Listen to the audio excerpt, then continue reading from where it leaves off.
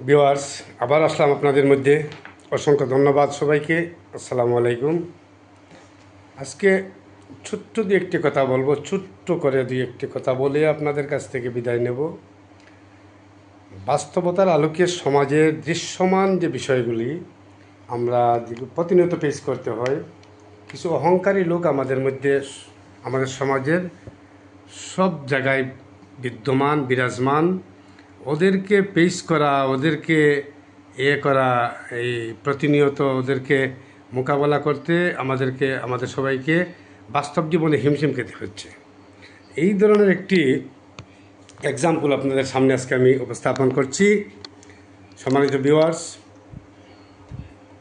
তথাকথিত এক জ্ঞানী লোক, উনি এক স্টেজে হাজির হলেন জনতার উদ্দেশ্যে বক্তব্য দেওয়ার জন্য। উনি যখন বক্তব্য শুরু করলেন, বক্তব্য শুরু করার সাথে সাথেই উনি জনতার উদ্দেশ্যে হাত নেড়ে উনি সাদর সম্ভাষণ জানিয়ে সবিনয় জনতার উদ্দেশ্যে বলতে লাগলেন, সম্মানিত উপস্থিতি, আজ আপনাদের সামনে আমি অত্যন্ত গুরুত্বপূর্ণ এবং আশ্চর্যজনক একটি কাহিনী বলবো। কাহিনী কথাগুলো শুরু করে উনি বলতে লাগলেন যে এক এলাকায় একটি গাছ ছিল, অত্যন্ত আশ্চর্য গাছ। আশ্চর্য গাছের কথা শুনেই উপস্থিত জনতা কিছু নেড়েচেড়ে বসলেন। ওরা চিন্তা করলো যে পৃথিবীতে আশ্চর্য অনেক জিনিসের নাম শুনেছি, অনেক জিনিস আবিষ্কৃত হয়েছে, কিন্তু আশ্চর্য গাছ তো আমরা কখনো শুনিনি। তাই ওনারা অধীর আগ্রহে অপেক্ষা করতে লাগলেন যে উনি কি বলতে চাচ্ছেন। যাক, উনি শুরু করলেন।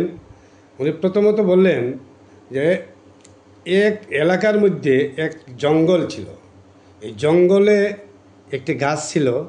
এই গাছ এমন একটি আশ্চর্য গাছ, যে গাছের পাতাটা যদি পানিতে পড়ে তাহলে কুমির হয়ে যায়, আর গাছের পাতাটা যদি শুকনাতে পড়ে তাহলে বাঘ হয়ে যায়।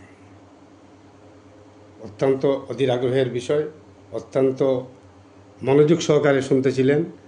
এমতো অবস্থায় দর্শক সারি থেকে একজন লোক, উনি হাত নেড়ে খাড়া হলেন, হাত উঁচু করলেন, বললেন, মাননীয় সম্মানিত মান্যবর, আমি আপনার উদ্দেশ্যে একটি প্রশ্ন রাখতে চাই। আপনার বক্তব্য যেখানে শেষ করছেন এখানেই আমার একটা প্রশ্ন।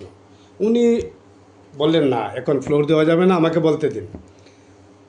লোকটি নাছোড়বান্দা বলল, জি না, আমাকে এখানেই বলতে হবে। আপনি যেখানে শেষ করছেন যে আশ্চর্য গাছের পাতাটা পানিতে পড়লে কুমির হয় এবং শুকনাতে পড়লে বাঘ হয়, এখানেই আমার প্রশ্ন। এরপরে আপনি যা বলার বলবেন, আমি সারা রাস্তা শুনব।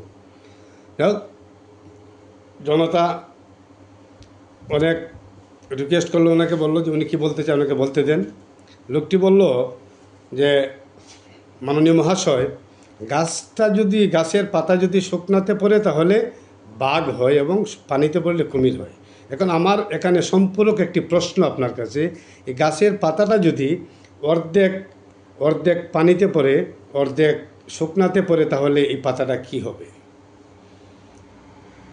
নাচুরবান্দা উনি থরি করে করে চেয়ার ছেড়ে উঠে বসলেন এবং জনতার উদ্দেশ্যে হাত নেড়ে বললেন যে আমার বক্তব্য এখানেই শেষ। উনি জনতার উদ্দেশ্যে বললেন, আমি মনে করেছিলাম এখানেই মধ্যে যত উপস্থিতি আছে সবার মধ্যে আমি জ্ঞানী, কিন্তু আমার ধারণাটা ছিল ভুল। আমার যেতে জ্ঞানী লোক এখানে আছে।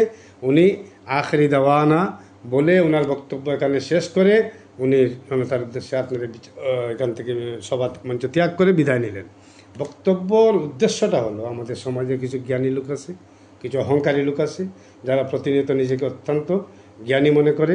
কিন্তু আমি আমার দৃষ্টিতে যেটা মনে করি, জ্ঞানী লোকের বা জ্ঞানের প্রধান শত্রু হচ্ছে নিজেকে জ্ঞানী মনে করা। এই ধরনের কার্যকলাপ থেকে, এই ধরনের মনোভাব থেকে, এই ধরনের বলা থেকে, এই ধরনের চিন্তা থেকে আমরা সবাইকে বিরত রাখবো। সবাইকে অসংখ্য ধন্যবাদ।